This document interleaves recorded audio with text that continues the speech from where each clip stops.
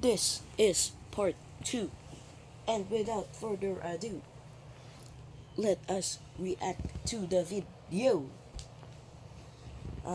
Yeah, there's a part 1 of this. Check it out on my channel, or maybe you I can leave leave the link to the description below.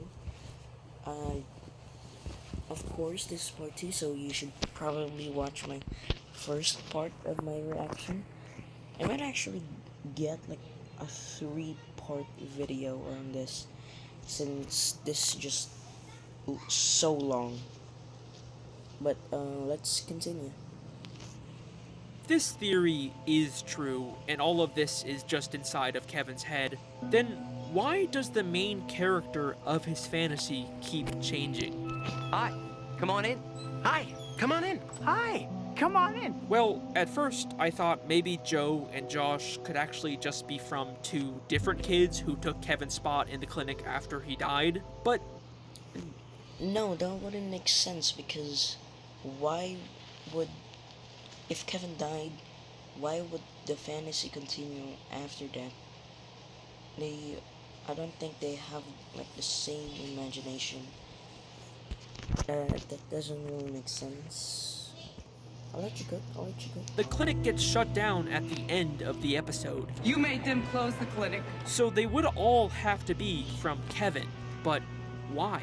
Well, we're told that Kevin has tried to escape from the clinic before. Well, we called the police this morning as soon as the clinic told us that Kevin ran away. He's done this before. So what if every time a host leaves Blue's Clues, it's actually Kevin trying to escape the clinic, and when he's inevitably put back inside, He's done this before. his fantasy resets with a new Blue's Clues host. Okay, Come on in. Hi, come on in. Hi, come on in. Okay, so he's there is 3 a times. surprising amount of connections here. You can't deny that. But it still kind of feels like we're missing something. Like, I can see why Kevin would imagine a fun, colorful world to escape his abuse, but why is Kevin's fantasy so focused on playing a scavenger hunt game with a blue dog? As far as I can tell, there's nothing similar to that in this episode. Well, I think to answer this, we need to take a closer look at what Blue's Clues actually is. Okay. God damn it. Beginning of the Law & Order episode, Kevin's we're doctor back. explained to the detectives why Kevin harmed himself. It's pretty common with some autistic children. It's frustration because of their inability to communicate. It's frustrations because of his inability to communicate. Now, autism is a spectrum, and it's a lot more complicated and nuanced than the way TV shows like this tend to portray it. But it is true that some people with autism have varying levels of difficulty communicating. And I think this becomes interesting when we take a look at what Blue's Clues actually is. Well, what story should we tell? Great idea. We'll play Blue's Clues to figure out what story Blue wants us to tell. It's a game where you try to Oh understand my Blue, a God. character who has an inability to communicate. That's the This is strongest literally idea so the far. entire premise Oh of my the show. God. So Oh my God. I think that this is telling us that Blue represents the side of Kevin who struggles to communicate with others. Okay, but Oh my where did the idea God. for a blue dog come from?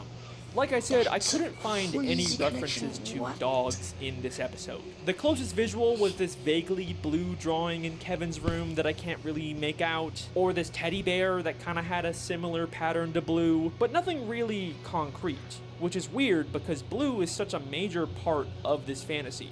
But then I realized it doesn't matter if we can't find a direct connection, because in Blue's Clues, Steve didn't actually adopt Blue.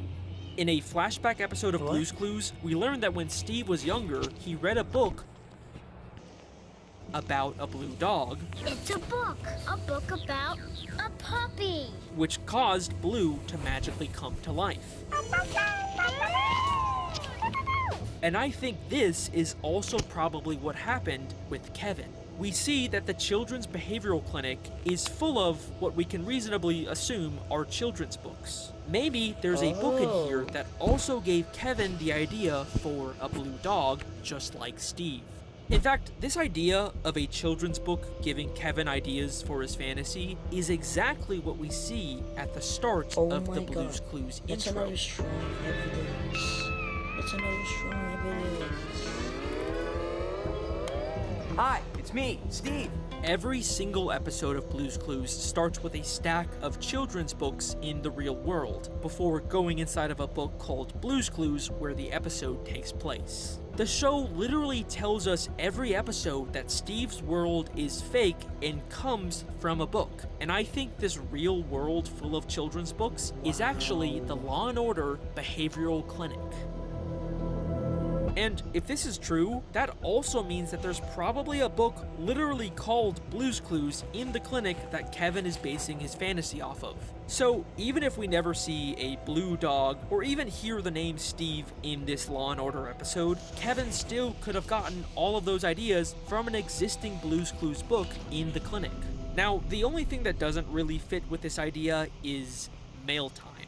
Hello, mailbox. Hi, Steve. Have I got a letter for you? Sure, maybe the talking purple mailbox was just something from the book, but there's no way Steve watching videos of kids in the real world would be something in a children's book. Look, it's a letter from our friends. Hi, Steve. This is where we play with our blocks. This goes that way. So, what are these videos? Well, the behavioral clinic is full of other children. You want to see what a good day is for some of these kids? So, I think these videos are Kevin's perception of the other kids. There is just an undeniable amount of connections and similarities between this episode. What did I say? I think these What did I say? videos are Kevin's perception of the other kids. There is just an Even if some of the real videos don't 100% line up with the clinic, remember we are still seeing a distorted fantasy that's trying to avoid showing Kevin the trauma of the clinic. undeniable amount of connections and similarities between this episode and this show. It just really feels like Blue's Clues is all a fantasy inside of Kevin Jeffries' head. But at this point, you're probably wondering, could any of this actually be intentional?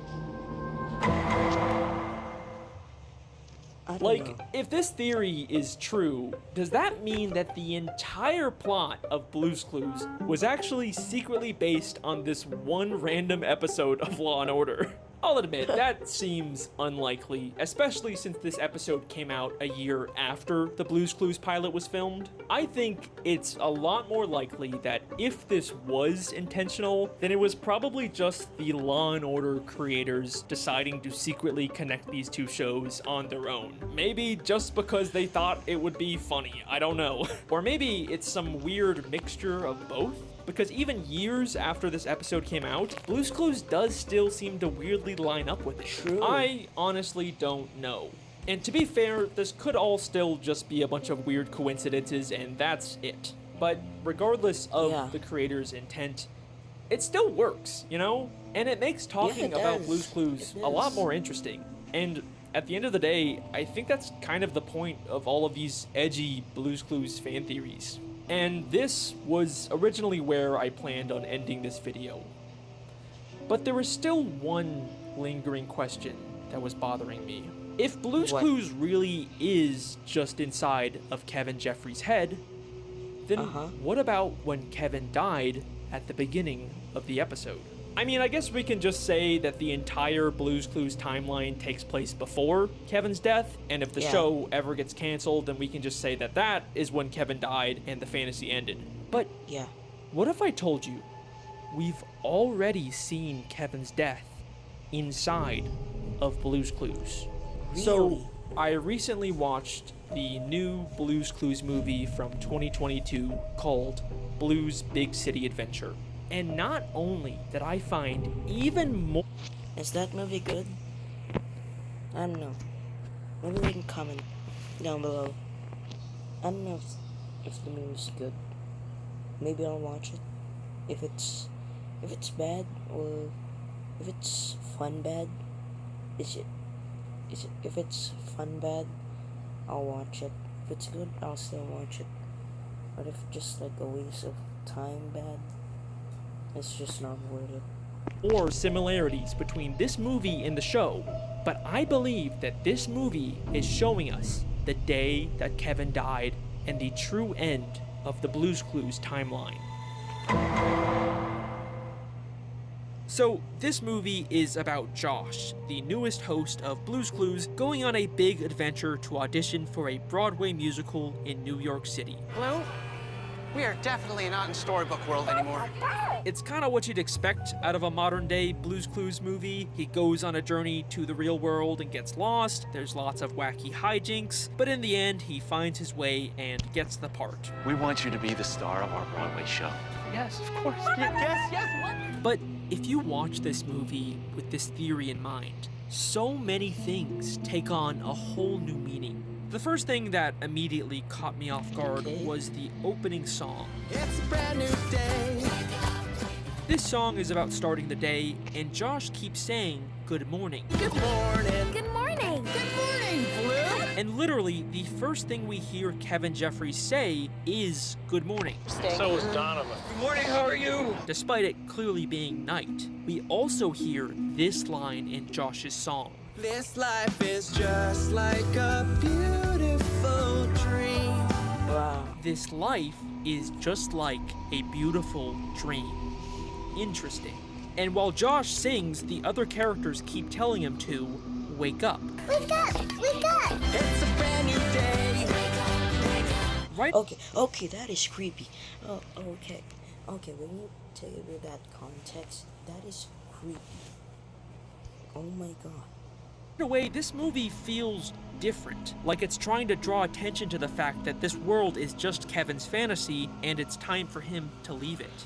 Josh leaves his fantasy world to go to the audition in New York, just like how Kevin escapes the clinic at the start of the episode. And just like Kevin, Josh immediately seems very disoriented by the outside world.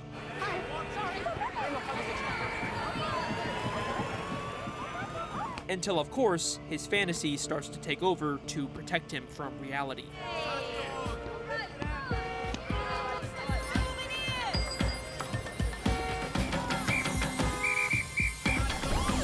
Whoa! What's interesting about this movie That takes is that skill. for the very first time ever, we get these little glimpses of Blue's Clues from other people's perspectives. Don't you think, tomato mustard? Oh. Lovely to meet you. Whoa! Mr. Schultz! Mrs. Pepper! Am I glad to see you? Oh my God! Like I said, this movie feels different. We learn that Josh's audition is at 3 o'clock, and the whole movie is just him trying to find the audition before time runs out. It's almost time for my audition. Oh my gosh. We don't have much time, Blue. Could this be why Kevin kept asking people what time it was? What time is it? What time? What time? Josh also doesn't know where his audition is. All he knows is that it's in a theater somewhere. Excuse me, do you know the address to the theater? Which theater? I don't know which theater. Maybe this is why Kevin went to a movie theater after he escaped, because he thought it was his Broadway audition. Now, in the Law & Order episode, shortly after leaving the theater, Kevin gets arrested and then tragically dies in police custody. But that's not what happens in this movie. Josh goes to the theater and gets the part. We want you to be the star of our Broadway. Okay, I already know this is gonna get dark, so I'm gonna end the video right here. I didn't expect that there was gonna need to be a part 3, so go check out the part 1 first and then go back to this video. That's about it, and I will see you on the next one. Last video is also gonna be on the same day, since I'm gonna post the video right now, as many as I can in my free time. So I'll see you on the next one.